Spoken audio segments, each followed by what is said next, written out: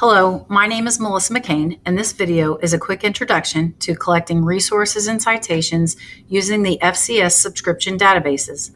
If you would like a copy of the presentation slides, just follow the URL at the top of the screen. This will open the slides in view only, and you are more than welcome to make a copy for your own purposes. You can do this by clicking File and then selecting Make a Copy.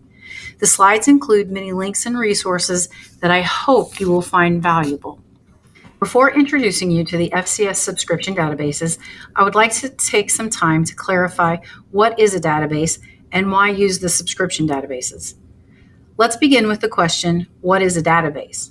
In the past, we would collect resources and documents in metal filing cabinets so we can easily access them for a later date. Now, many of those same resources have been digitized and are stored online, making them even easier to access. This collection of resources online is called a database. So really, databases can be thought of as an online filing cabinet. In order to clarify this concept, let's discuss the difference between a search engine, a database, and a search box. Can you name a search engine? Most people will respond with Google. Other great examples are Bing, Safari, Firefox, and the list goes on. So what is the difference between a search engine and a database? The analogy I like to use goes along with considering a database a filing cabinet. If you do this, then you can think of the search engine as a secretary. When you ask a secretary to find you information on a certain topic, they go look through all the available filing cabinets or databases and bring you back whatever information they can find. This is also what a search engine does. A search engine goes out and looks for information in any available databases and brings back all the information that it can find. So if a database is a filing cabinet and a search engine is a secretary, what is the search box? The search box is like the telephone or any tool you would use to communicate with your secretary. Take a moment to consider that analogy and solidify your thinking with the next question. How is the internet like a refrigerator? You may have said things like a refrigerator is compartmentalized. You have a vegetable drawer, a meat drawer, and a specific place for your milk. And yes, the internet is compartmentalized also. You can go to one place to find videos and another place to find images and a completely different place to find informative websites and articles. Another example of how they are both alike is that you can easily become distracted at both. You may go to the refrigerator for a piece of cheese and leave it with a donut in your hand. The same way you may go to the internet to answer a question and leave excited with an app or a piece of information that has nothing to do with answering your original question. All of these are great answers to how the internet and a refrigerator are alike, and I'm sure you can come up with many more. But now, let's discuss how the internet is different from a refrigerator. Once again, there are many great answers. Some of my personal favorites that have been shared are only you and your family have access to the refrigerator, and everyone can access the information on the internet. Another is that you can throw out spoiled items from the refrigerator, but the things you try to throw away from the internet seem to have a way of always showing back up. You can never truly delete something that's on the internet. A main difference between the internet and the refrigerator, and one that is very relevant to this video, is based on what happens when food goes bad in your refrigerator. Many people, upon hearing this question, instinctively reply that it stinks.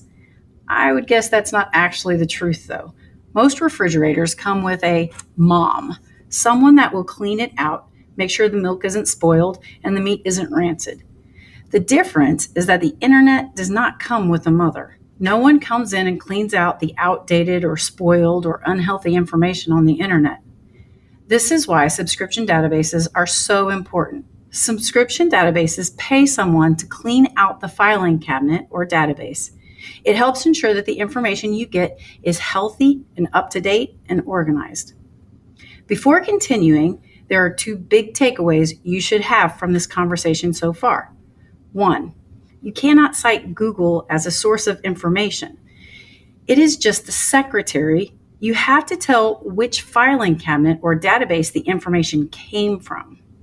Two, when doing a search engine will look in all databases it has access to. the dirty ones and the clean ones. It will also bring you spoiled or rotten or harmful information. The worst part is, the search engines like Google do not subscribe to subscription databases. That means Google does not have access to a lot of the filing cabinets that have the most credible information from authoritative sources where someone is paid to ensure that the information is up to date. The good news is Franklin Community Schools pays for a subscription to several useful and authoritative databases, giving access to all FCS students and staff at no cost to them. Here's a list of subscription databases available to all FCS staff and students. This list is available on the FCS website or can be accessed by clicking the image on this slide. These databases have their own search engine that looks just within the clean filing cabinets or databases that they provide. And the search engines will bring you useful, updated, and authoritative information. Let's take some time to explore a few of these databases. Notice there are 4 databases listed on the screen: Newsbank, Grolier, Inspire, and WorldBook. Also notice that with 3 of the databases, I have listed login information. This is a big clue that these are subscription databases. FCS pays for this service and has given us a password in order to enter the database. Google does not have this password and cannot access these resources in this way.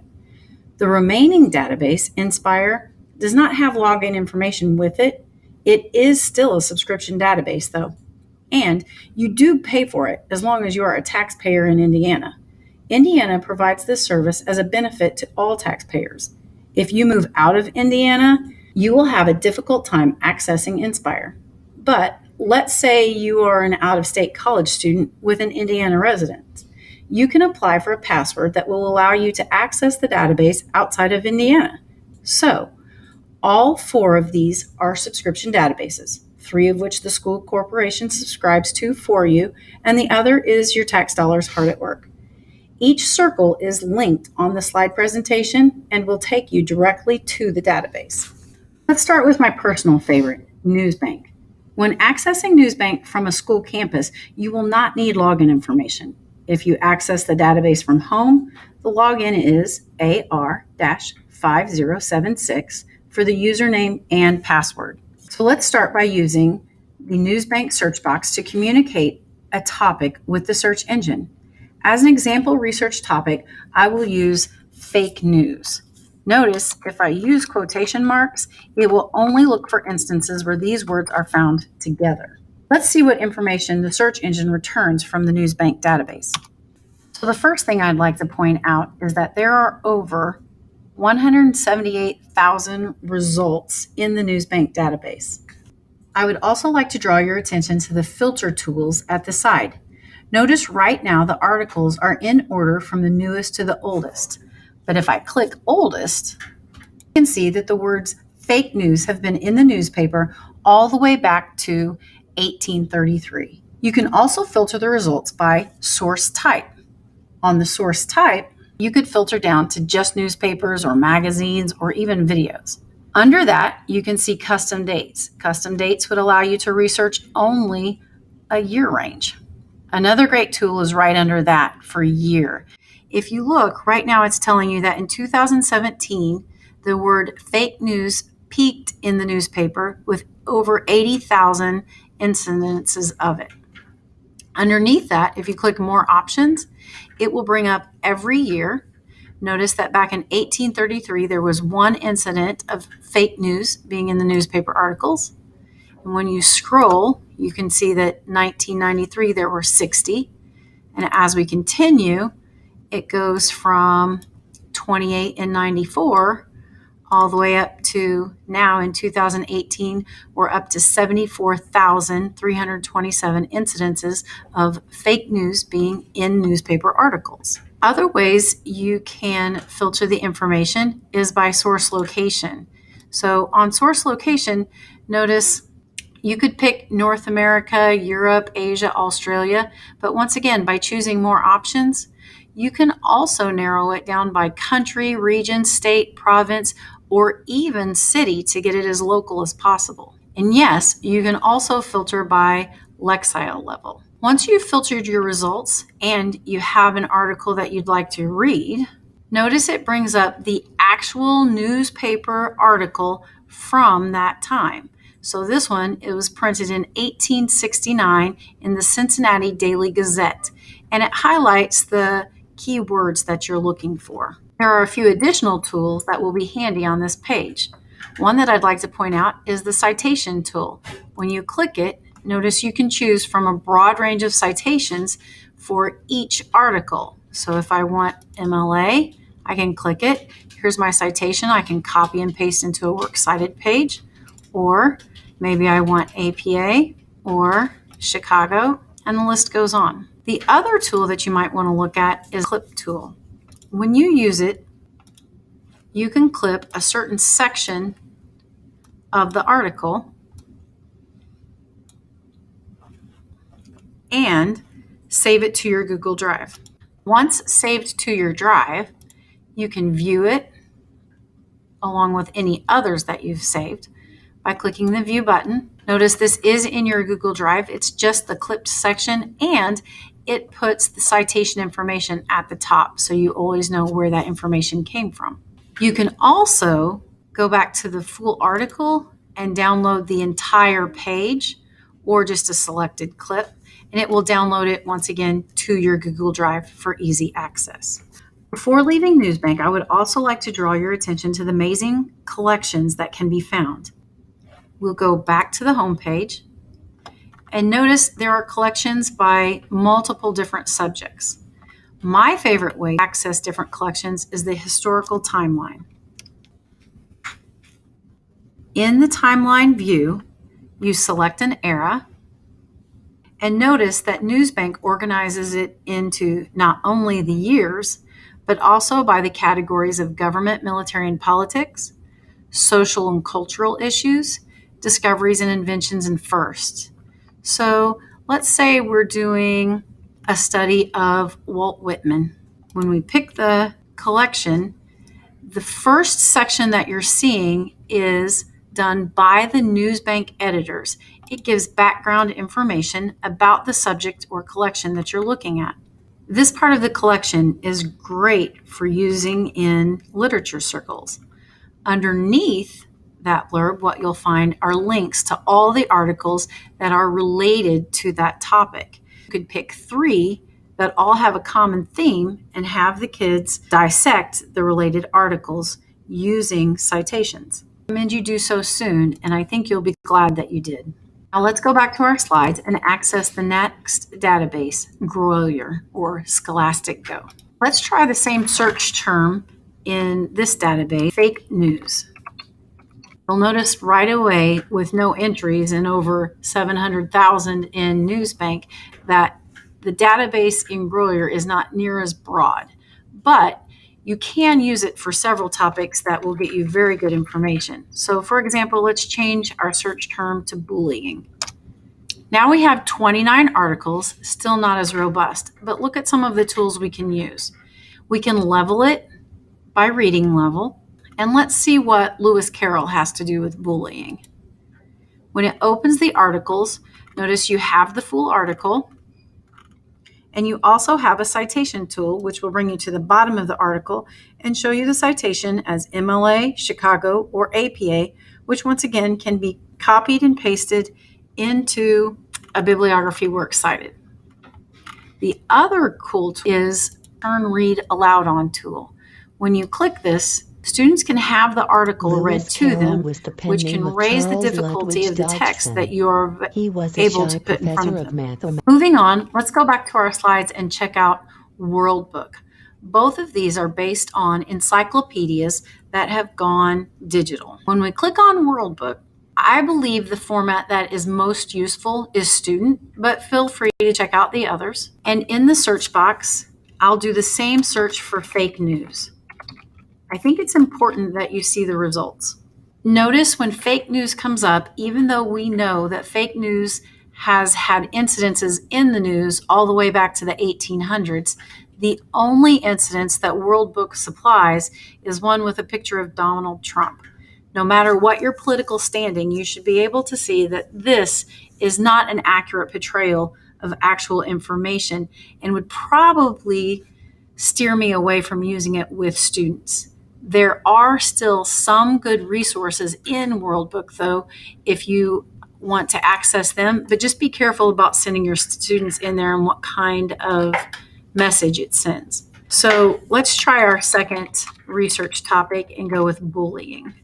With bullying, once again, not as many articles as Newsbank or Grolier, but we do get some articles here.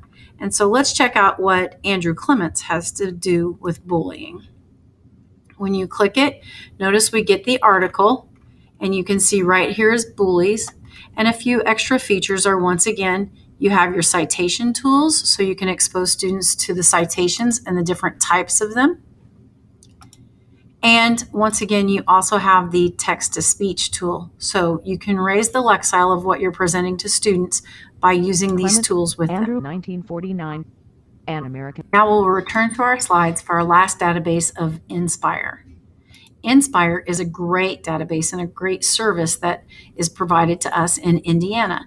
When you get to Inspire, you'll find all kinds of amazing resources. Free Rosetta Stone, consumer reports, health and medicine, testing information, and also great collections of Indiana history and legacy and chronicles with newspapers. So great resources here. What I found with students is it can be kind of overwhelming because there's so much.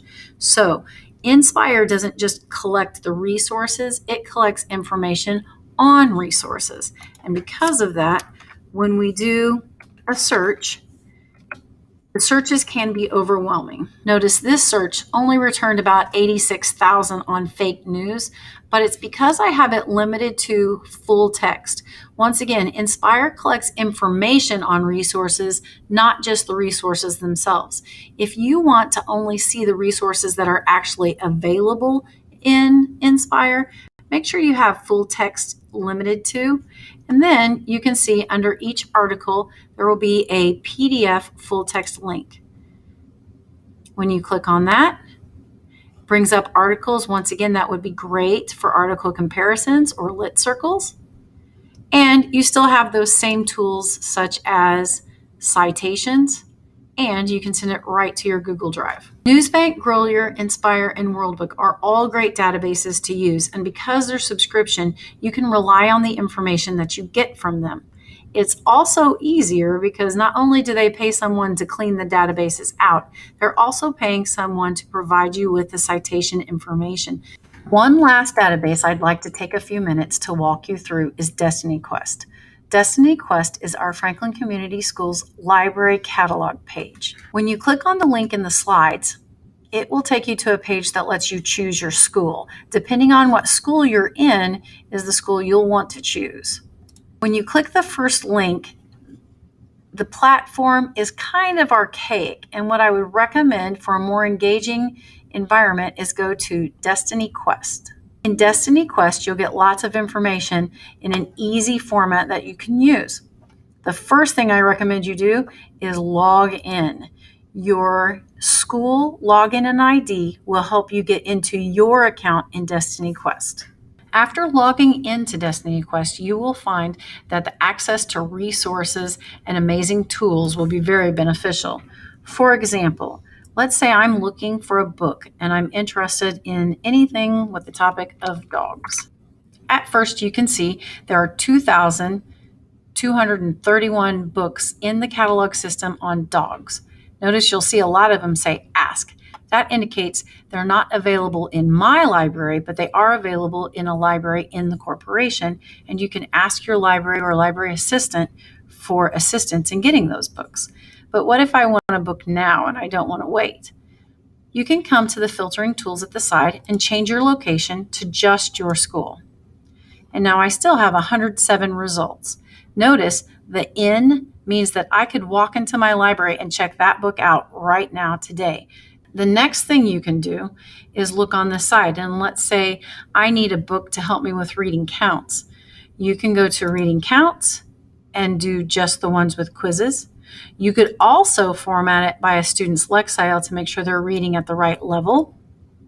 And so now I know that there are 18 books, between a 465 and a 711 Lexile level. I can apply that filter and I see my 18 books, many of them, once again, in my library.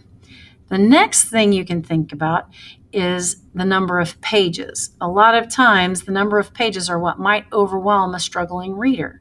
So if you go to extent of pages and you pick the number of pages that a student has to choose from, now we've limited it to 188 to 380, and we still have 9 books. When we apply that, once again, there are several that I can choose from in my library.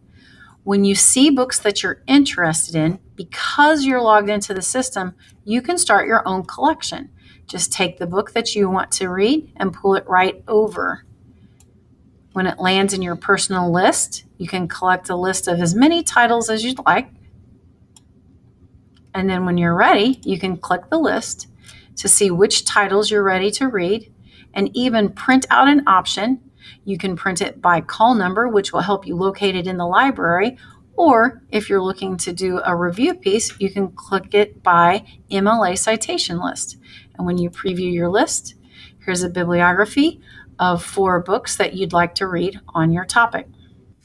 Thank you for watching this video. I hope you found it informative and helpful for collecting resources and citations using the FCS subscription databases. If you have any further questions or comments, please feel free to contact me.